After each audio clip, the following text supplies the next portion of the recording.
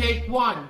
Hello, welcome to Meet Me at the Movies. Noel T. Manning II here, and I got to say, I really appreciate having guests on this show. We've had Adam Long. If you're familiar with this show, if you've watched us, you know Adam Long's been a kind of a recurring guest from time to time. And one of the things I like about having guests on the show is you get a chance to hear from a variety of different viewpoints, and it gives you a chance to explore the minds and the hearts of others out there, and I really love that aspect. And something else is it's a networking opportunity. Many times I will be asked to be a part of something they're doing, and that recently happened with Adam. Adam has a segment on YouTube that you can find called Adam's Corner. And he invited me to come on and talk about someone that I've known for a long time, Mr. Earl Owensby. Earl and I go back a number of years, and Adam wanted to talk about that relationship and talk about Earl's films and Earl's history. And so had a chance to do that. And we thought, well, why not share that with you here on Meet Me at the Movies? And we may be doing more of this as we look at Earl's filmography going back to 1973. So hope you enjoy this conversation that I was on the other side where Adam was asking me questions about things. So I hope you enjoy this Meet Me at the Movies special combination of Meet Me at the Movies and Adam's Corner as we talk Earl Owensby. Welcome again to another episode of Adam's Corner. Today I'm joined by not only a guest, but a good friend, Mr. Noel Thomas Manning. We've done a lot of things together over the years, and he is just a really good wealth of information, a good friend to have, and we always enjoy bantering it up on his show. And so today, we are having him on to talk about somebody that is very important to the North Carolina film scene, I would say, and that's Earl Owensby, who did something really unique in the 1970s, and we'll get to that here in just a bit. But Earl Owensby basically was the first independent filmmaker, I guess you would say, the best way to put it, to do something of that nature in North Carolina. But he's a legend around these parts, and again, like I said, we'll get into that. But furthermore, you made a documentary in 1997, I think was the release date on that, about Earl and his career. And you can see in the video here, the video version, the man, the myth, Earl Owensby. And so before we get into the nuts and bolts of his career, I just thought I would ask you how you got to know him first. I was just curious about that, how you connected with him. Adam, first, thanks for inviting me on your show. It's always good spending time with you, and I appreciate you inviting me to be a part of this, to celebrate Earl, who officially launched his career in filmmaking. Talking about Earl Owensby, kind of a North Carolina pioneer, a legendary pioneer for filmmaking. In 1973, it was November 10th, 1973, was when he started making his very first film called Challenge. And I know we're going to be covering some of that, but I'm just happy to be here as we talk about that and celebrate that. The way I met Earl Owensby was I was working for Shelby Headline News, which was a Headline News affiliate back in the 90s. And in 1993, it was the celebration of Earl's 20th anniversary of starting the studio. And it was my job to go and set up an interview and meet him. And that was the first time I'd ever met him. I'd heard of Earl for years. A really good friend of mine grew up in Shelby. And so the first time I'd heard Earl's name was when he was filming and working on the film called Rottweiler, Dogs from Hell. And the catchphrase from that was Jaws with Paws. And but a friend of mine was telling me about how 60 Minutes, CBS's 60 Minutes, had come to Shelby to do this feature on Earl Owensby, this North Carolina filmmaker, and I never heard of Earl until that time. And so that was my first introduction, and hearing the stories from my friends named Jack Lewis, who grew up here in Shelby, and hearing those Earl stories from here really intrigued me. And so when I got a chance to move to this area in the late 80s, to go to Gardner Webb University. Continued to hear about Earl and met people who knew Earl, but it was 1993 was that first time I got a chance to meet him. And I remember picking up the phone to call and schedule an appointment to see if I could get this interview. He picked up the phone, and I'm like, okay, I'm calling this movie studio, and the guy himself is picking up the phone, and that just really really surprised me. And I told him who I was, introduced myself, and said I'd love to interview you about your film career. He invited me over, and we spent an hour on that first meeting just talking about his entire kind of film legacy at that time. And from that point on, we became kind of fast friends. We really clicked. There was chemistry there from a standpoint of just a friendship that developed. And then a few years later, I wanted to kind of expand that research and the interviews I did in '93 and take it a step further. And that's where the documentary came out, Earl Owensby, the Man, the Myth. And I got to interview a lot of those who had worked with him over the years. And the North Carolina Film Commissioner interviewed him at that time and interviewed Earl's ex-wives. That was some fun stuff there, I got to tell you. Isn't it always? Isn't it always? Yeah, I first became aware of Earl. My dad was a social worker in Gaston County, which is not far from Cleveland County, where the studios are based. And a lot of the people that my dad worked with that were in his Gaston County social services, on the side, they were involved in the theater stuff, the local theater, I guess you would say. And a lot of these people, Earl had somehow or another, he was connected to a lot of the people in the Gaston County theater scene, and he cast a lot of these people in his films.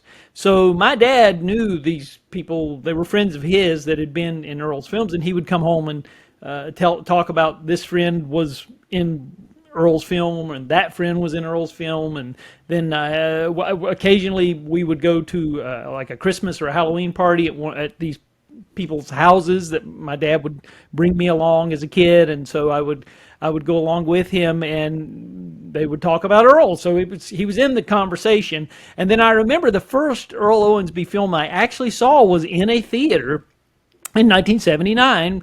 Our local theater in Lincolnton, where I grew up, they were running Wolfman when it first came out. And so I was a big monster kid growing up. That was a big thing for me, and I got my mom to take me to see Wolfman. And so, yep, there it is, right there. And I have not seen it in 44 years, I've got to tell you. I have not Wow. seen it. And I need to go back and rewatch.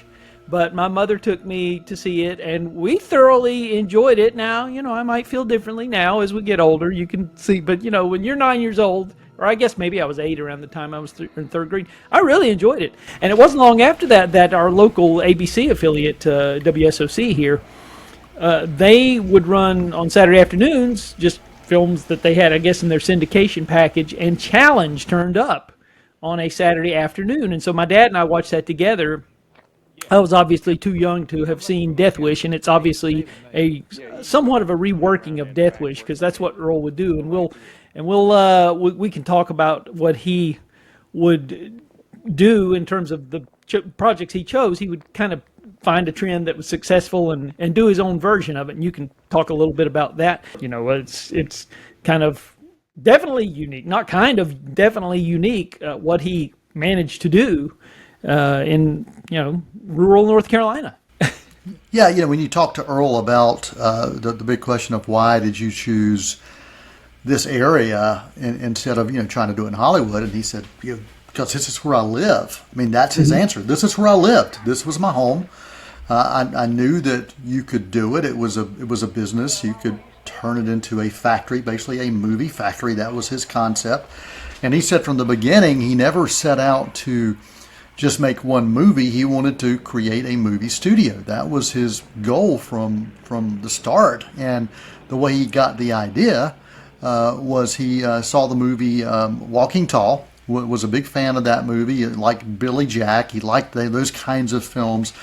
But Walking Tall was filmed in McMinnville, Tennessee, and it was done on a very low budget, and it made quite a bit of money.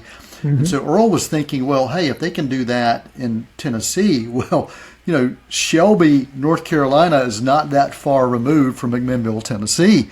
And so that's where he kind of got the idea. He had been a very successful businessman on the outside, industrial tools, and had found a way to make money. And Earl truly was a salesman at heart and in mind, and still is. I mean, when you look at the marketing of what he did, it was Earl. I mean, the fact that 60 Minutes spent time coming to Shelby, North Carolina for a week or so, interviewing Earl and following him around the set and being a part of this community to learn about it was just incredibly fascinating. And you can't imagine something like that happening. 60 Minutes at that time was, the place to go for kind of that long form news. And when that episode aired, that particular episode that featured Earl, it was on the very same night as the Super Bowl. So that particular audience for that, and remember at that time, 82, cable was starting out, but not everybody had cable. So that the networks reigned still. And so that particular episode of 60 Minutes that featured Earl was one of the highest watched that entire year. And Earl would say, yeah, because it was B. He's like, okay, it's because it was the Super Bowl, but I'm going to take a little bit of credit. You got to remember, now when we think about North Carolina filmmaking, a lot of people think about Wilmington and think about that portion of it, but that only happened because of Earl. And Earl and Dino De Laurentiis came together, and they were going to film a movie called Firestarter here. And they actually were going to use Earl's studios, and there was a little bit of a disagreement. And talking to some of the people behind the scenes, they say Earl's talking his southern cliffside, and you've got Dino talking his Italian, and that you can't understand either one of them when they're going at each other, and so finally that movie ended up Firestarter ended up being the start of creating this studio in Wilmington, North Carolina, that would have never happened had Earl not proved that you could make money and you could do it here in North Carolina. And others continued to follow, and it was amazing. 20th Century Fox came. They filmed. They had a few films. One of those was called Reuben with Tom Conti, and that got some love. Kelly McGillis in that as well. That was shot in Shelby and produced through Earl's studios. Even though it was a 20th Century Fox production, Earl was connected to it, and there were several of those that would lease out the studios because they knew, hey, you got it. You got something here. Now I'm gonna go back to Firestarter real quickly.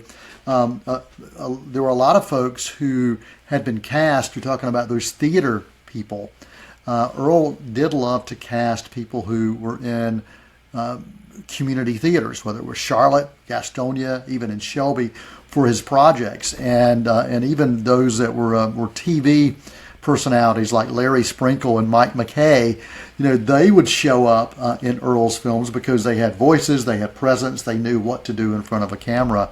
And many of those that were cast initially in Firestarter, and even some of the crew that were going to be working with Earl when it was coming through Earl's, once Dino took it, they went and followed Dino, and ultimately that became kind of the launching point for many of these careers that they ended up going and working in Hollywood circles. It's really fascinating story, and it's one of those that it would be a fascinating movie. When you really think about all that happened and how it happened and all the odds that were stacked against it actually finding success.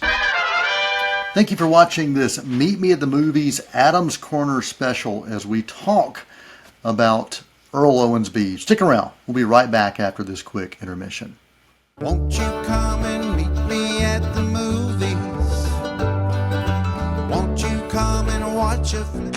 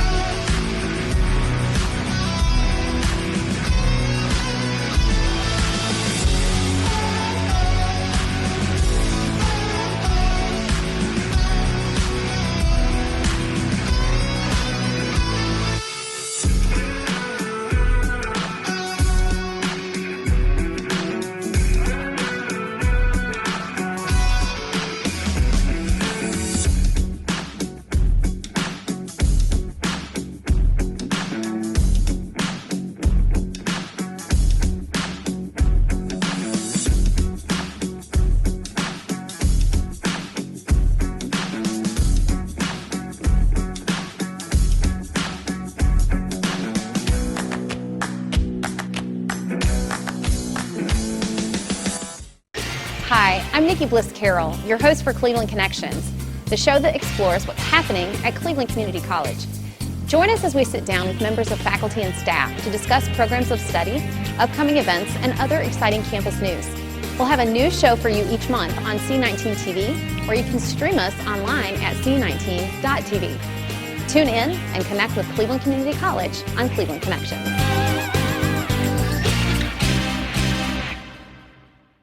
Won't you come and meet me at the movies? Won't you come and watch a So I hope you enjoy this Meet Me at the Movies special combination of Meet Me at the Movies and Adam's Corner as we talk Earl Owensby.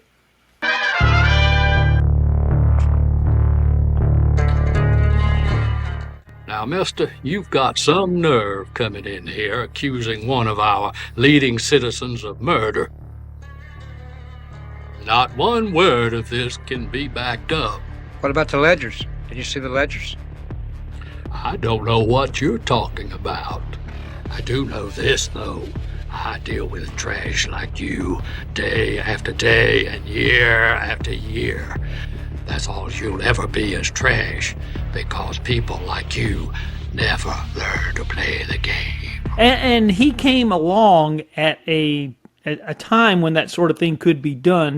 There's timing is definitely an element in anybody's success, and he came along at a time when the drive-in movie, there was a market for specific types of films that were shown in drive-ins, and his product fit the bill for what was demanded of drive-in theaters. And that was to me, it's a magical time that it's long gone and will never come again. And, there's still drive-ins around, but they just show the normal programmers that you get in walk-in theaters. There were specific types of films. Exploitation is one genre that you would find, and his kind of sort of borderline on exploitation, I guess you would say, although he was always careful to point out no adult language in my films. There may be quite a bit of violence, but you wouldn't find language, you wouldn't find sex scenes, nudity, right, you wouldn't find that. I mean, there were several producers that tried to come to his studios to get him to shoot X-rated films, adult films at the time, and he was like, no, I'm not going to do it. I'm just not going to do it. Yeah, that's true. Yeah, all of his films are PG rated, I believe. Most of them PG. Now there were a few that ended up being released under like the unrated, because Dark Sunday was one of those that had so much violence that the Motion Picture Association of America, at that time MPAA, decided to give it an X rating for violence, and so Earl ended up taking the MPAA to court. And basically argued that, hey, if you compare mine to a Clint Eastwood film of the same type, talk about comparisons, you look at the bullet hits, you look at the deaths here in this Eastwood film, which is a studio product, and then you look at mine, compare the two, and the violence is the same, and yet you're going after the independents. And so basically, he kind of proved his point. And they were going to give it an R rating, and so he decided, and he actually argued, here's the funny thing, he argued for a G rating on principle. He did it on principle. He argued for a G rating, and they ended up saying, okay, we'll release it, we'll give it an R rating. And so he decided, now I'm going to release it with a basically unrated. And he did that with that film. And then there was another slasher film that was shot through by alums from the Earl Owensby School of Filmmaking, I like to call it, and it was called Final Exam. And that one also went through the same kind of process, that they were going to slap an X rating on it because of violence. And so they ended up taking out some of the scenes where you, instead of seeing the close-ups of the slasher, going into somebody's chest with a sickle or whatever, they would show the sickle coming down, but then they would cut to the aftermath of it. And so they ended up going, I think, from 18 deaths to 12 that you could see, and that got them, a better rating. Absolutely. Yeah, he, like I said, the timing was perfect for him in what he did, and that's, and so there was, and then later on the video era came along, and of course that changed things. The drive-in circuit was still around, as I said, but the types of films that were unique to drive-ins were not, unfortunately. Yep. And so, like I said, it was a real unique time that he chose to embark on this career path, and so. Yeah, and we can talk about some of the actual titles in his filmography. There are definitely some interesting ones. We can just but we talked about Challenge, obviously, is one of them, and then there was you talked about Dark Sunday. There's Death Driver, Wolfman we've spoken about, and then Living Legend, which is kind of a quasi reworking of the Elvis Presley story, and we can discuss that one. My dad wanted to see that one really badly, and it just didn't play around here that I'm aware of, or not in theaters in Lincoln, and I don't remember. I know it played in places around the country, but interestingly enough, not here. And so it was only when it appeared on YouTube that I was able to get my dad a copy of it, and he finally got to see it. And there were quite a few of his office mates that appeared there. So in that one, but I guess it was Ginger Alden, who was an actual girlfriend of Elvis's, who appears in the film. So maybe you can talk a little bit about that. Yeah, absolutely. Yeah, and it was based on the life and struggles of Elvis. I mean, if you watch it, even though the character's name is Eli Cantfield, you can't help but look at it and know, okay, this is based on Elvis. So many aspects of the life of Elvis, and if you watched the Elvis film that came out, recently that got a lot of awards love. Back in, 2022, and then you look at Living Legend, you're like, wow, okay, there's some incredible similarities, some truths there.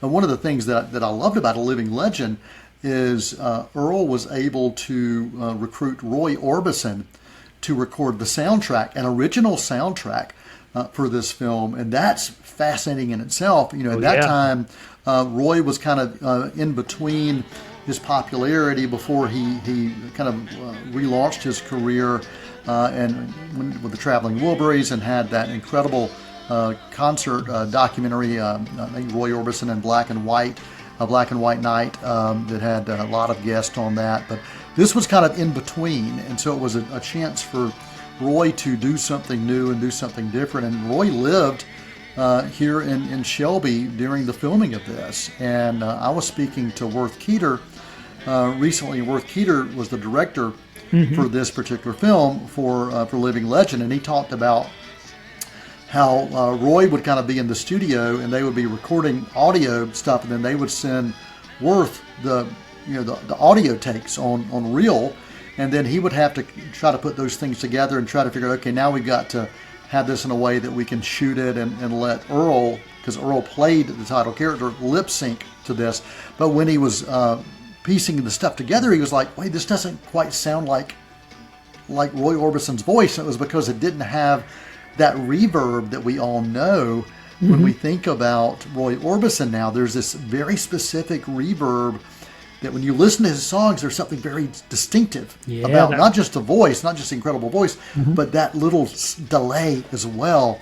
And this film, they had concert shots that were recreated in one of the old Charlotte Coliseums. They used Malcolm Brown Auditorium in Shelby, and talking to Earl was just a fascinating story to tell, because it was a drama. It was kind of a departure from the action, revenge pictures that he had typically been a part of before. So Living Legend was definitely one of those that found success, and the soundtrack actually got some love. I think it was the Academy of Country Music, or one of the country music associations was nominated it for soundtrack of the year that year, and Earl said it lost out to a Willie Nelson film. So he said, Willie did it to me. Willie did it to me. That would have probably been Honeysuckle Rose, I guess. It might have been. I think it was, because that was the same year. So yeah, that's amazing. I had forgotten about that, because the previous year was the Elvis film with Kurt Russell, directed by John Carpenter, and Ronnie McDowell had done the singing for that one. So I couldn't remember if Ronnie McDowell stepped over to this one, but yeah, you just jogged my memory. I had forgotten, but yeah, you're right. This was before. I think I read Roy's biography years ago, and it said that he had been reduced to playing state fairs at this point in his career, which was kind of a big come down. Yeah, there it is. Ginger Alden, Earl Owensby, living legend. I know, yes I know, when I hurt others with things I say or do, with remorse my voice calls out to you. It's me, Lord, I'm asking, what am I worth? Just a man made from clay to return to the earth. Through shame I hear you whisper, you may walk through doubt and hell, but faith can still move mountains. Amazing grace has never failed.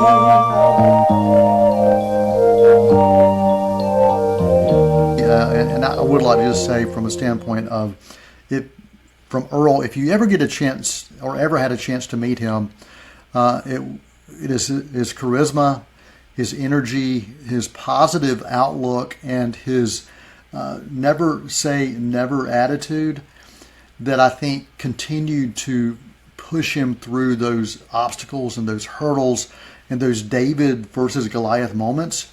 If you said, no, Earl, you can't do it, he said, watch me. And I love that about his personality and that just capacity to say, just give me a chance. You'll see. Yeah. I'll show you. The tenacity of a cockroach, as they say. Absolutely. Good for him. We could all take a lesson or two from that outlook on life. Really appreciate you all joining us right here on this Meet Me at the Movies Adam's Corner special crossover edition.